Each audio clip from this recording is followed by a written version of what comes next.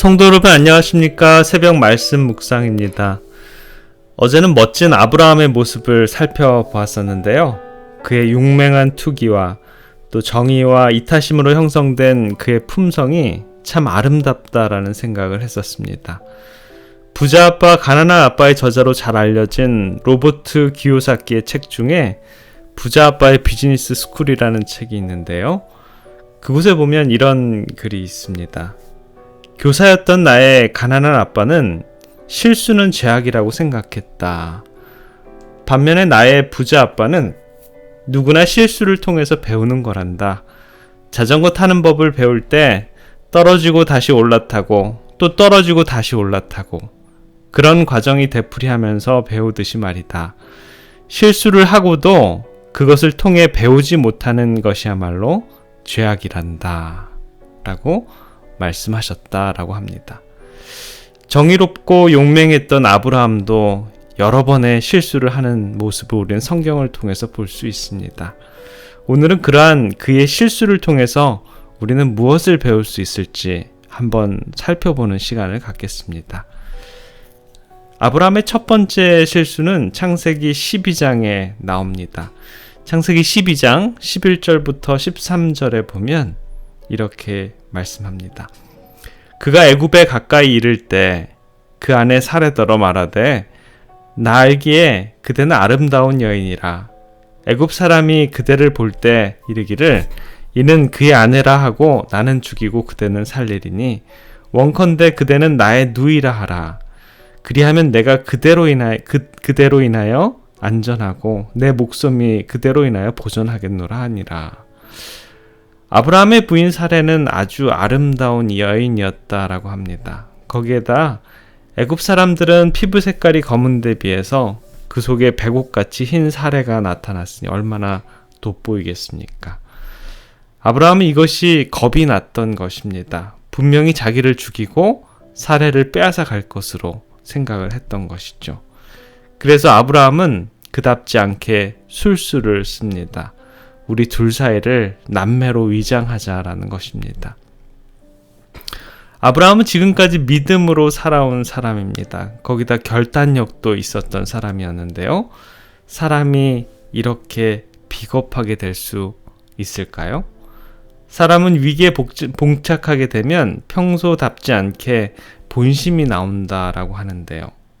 평소에는 용감한 체하고 신사인 체하고 점잖은 체에도 위기에 직면해보면 그 본심을 안다라고 하는 것이죠.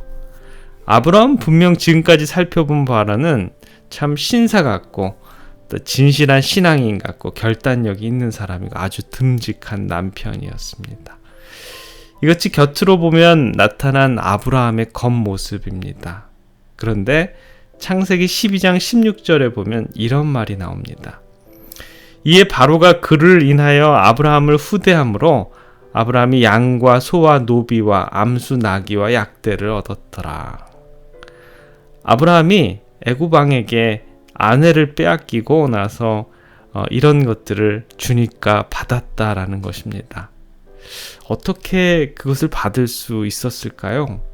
여러분 같으면 아내를 판 것을 통해서 이런 선물을 받을 수 있겠습니까? 그런데 아브라함은 그것을 받았습니다. 그런데 17절에 보면 더 이상한 모습이 또 나옵니다. 꿈에 하나님이 바로에게 나타나십니다. 그리고 사레는 아브라함의 아내니 돌려보내주라 라고 합니다. 바로가 겁이 나서 아무 소리도 못하고 사레와 아브라함을 보냅니다. 그런데 그때 아브라함은 바로가 준 재물과 짐승떼를 모두 챙겨가지고 애굽을 떠납니다. 참 이런 모습을 보면 우리가 어떻게 이해를 해야 될지요. 근데 이보다 더 어이없는 실수가 창세기 16장에 나옵니다. 하나님이 하늘의 별처럼 많은 자손을 주신다라고 이렇게 했는데요. 그렇다면 지금쯤이면 해마다 또 매해마다 쌍둥이를 낳아도 시원치 않을 판인데 나이는 계속 먹어가는데 시간이 별로 없는데 아내는 이미 단산이 되어 버렸고요. 하늘의 별은 고사하고 아들 하나도 낳지 못하는 아브라함과 사라입니다. 아브라함은 하나님의 뜻과 믿음에 대한 시험을 견디는데 실패하는 모습, 그러한 실수를 보여줍니다. 더욱이 그의 아내 사라는 생리학적으로 또 과학적으로 그녀 자신이 자녀를 갖는 것은 불가능하기 때문에 하나님의 목적이 그녀를 통해서 이루어진다는 것은 본인 스스로 이것은 불가능하다라고 생각을 합니다. 그리고 아브라함이 생식 기능이 떨어지기 전에 인위적인 방법으로라도 대를 잇는 것이 중요하다라고 그녀는 결심을 합니다. 결국 사레는 아브라함에게 하갈을 얻게 하였고요. 결국 아들 이스마엘을 낳게 됩니다.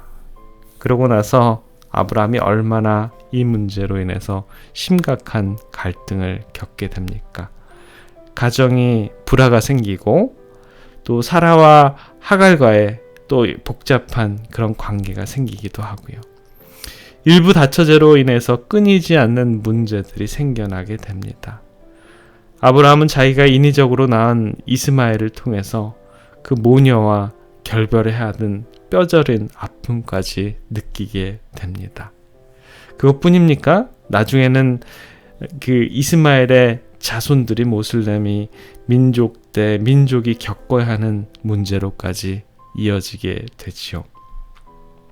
하나님의 뜻을 인내하면서 믿음으로 기다렸으면 하나님께서는 얼마나 행복하게 그 모든 것들을 다 이루어 주었을까요? 인간적인 실수와 잘못된 선택 때문에 거기에 관련된 모든 사람들이 피해를 얻고 돌이킬 수 없는 후회를 하는 일들이 인생을 살아가는데 무수히 많은 것 같습니다. 오늘 하루의 삶 속에서도 우리에게 맡겨진 모든 것들이 가장 최선의 방법인 하나님의 뜻을 따르는 우리들의 신앙의 여정길이 될 수 있도록 기원하는 하루의 삶이 되시길 간절히 기원합니다. 자, 기도하겠습니다. 자비로우신 우리들의 아버지 하나님, 오늘은 아브라함의 실수를 통해서 우리가 배우길 원합니다. 믿음의 조상인 아브라함도 역경에 부딪힐 때마다 하나님을 똑바로 바라보지 못하고 인간적인 생각과 방법을 찾고 그 일을 해결하는 모습을 보면서 어쩌면 그러한 모습이 우리들의 모습이 아닌지라는 생각을 다시 한번 생각해 봅니다. 아버지, 어려움과 역경이 다가올 때마다 두려워하지 말고 오직 하나님만을 바라보고 주님께 간구하는 우리들의 생애가 될 수 있도록 주님, 저희들의 삶을 인도해 주시옵소서. 오늘 하루도 주님께서 저희들과 동행하여 주시옵것을 믿고 감사드리오며 사랑의 예수 그리스도의 이름으로 기도드립니다. 아멘.